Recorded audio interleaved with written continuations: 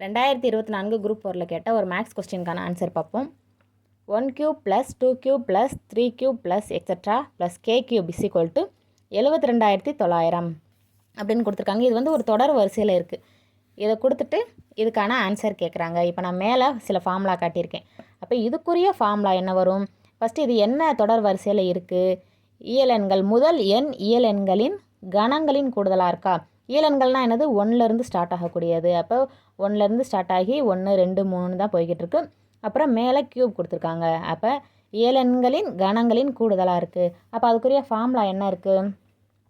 n into n + 1/2 the whole square.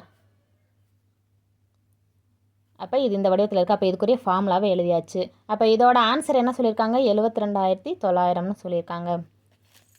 Next answer கேட்டிருக்கிறது இதுக்கு தான் கேட்டிருக்காங்க. இது வந்து என்ன தொடர் வரிசையில் இருக்குதுன்னு கண்டுபிடிக்கணும்.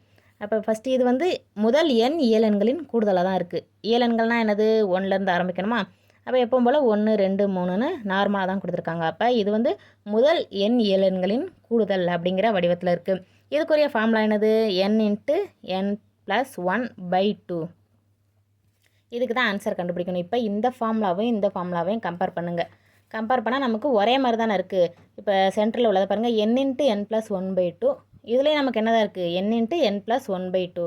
அப்போ இந்த நடுவில் உள்ளதுக்குரிய ஆன்சர் வந்து கண்டுபிடிச்சாலே இதுக்கு ஆன்சர் கண்டுபிடிச்ச மாதிரி தானே. நமக்கு இதில் எக்ஸ்ட்ரா என்ன மட்டும் இருக்குது? ஸ்கொயர் மட்டும் இருக்குது. அப்போ அந்த ஸ்கொயரை இந்த பக்கம் கொண்டு போயிடணும். ஸ்கொயரை இந்த பக்கம் கொண்டு போனால் மீதம் என்ன மட்டும் இருக்கும்? n இன்ட்டு n + 1/2 மட்டும் இருக்குமா? ஸ்கொயர் இந்த பக்கம் போகும்போது ஸ்கொயர் ரூட்டாக மாறிடும். 72,900ன்னு மாறிடும். இப்போ இதை வந்து ஸ்கொயர் ரூட்லேருந்து வெளியே எடுக்கணும். ஃபஸ்ட்டு இதுக்கு வந்து ஸ்கொயர் ரூட் கண்டுபிடிக்கிறதுக்கு நமக்கு நிறைய ட்ரிக்ஸ் இருக்குது.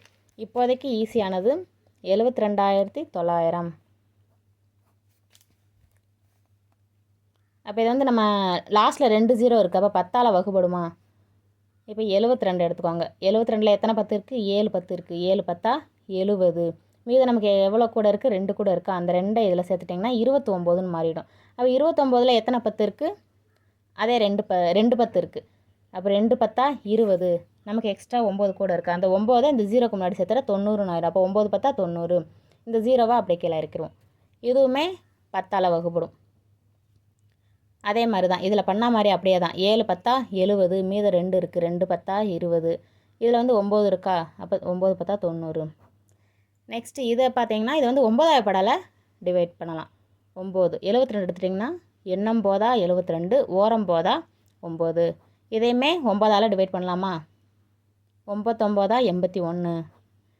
இப்போ இதை வந்து நம்ம இங்கே ஸ்ட்ரெயிட்டாக 9 போட்டு ஓரம் போதா 9ன்னு போடக்கூடாது. ஏன்னா நம்ம வந்து வர்க்கம் கண்டுபிடிக்க போகிறோம், வர்க்க மூலம் கண்டுபிடிக்க போகிறோம். அப்போ நமக்கு இதுக்கு 2 2ஆக ஸ்ப்ளிட் பண்ணுற மாதிரி தான் ஆன்சர் கண்டுபிடிக்கணும். அப்போ 9 வந்து நம்ம 3ஆவது படால் டிவைட் பண்ணலாம். 3 9. அதே 3 வச்சு வகுத்தா 1 3 3ன்னு வந்துடும். இப்போ ரூட் 72,900 நம்ம எப்படி பிரிச்சுருக்கோம்? 10 பெருக்கல் 10 பெருக்கல் அடுத்து 9 பெருக்கல் 9 பெருக்கல் 3 பெருக்கல் 3 இப்படி பிரிச்சுருக்கோமா?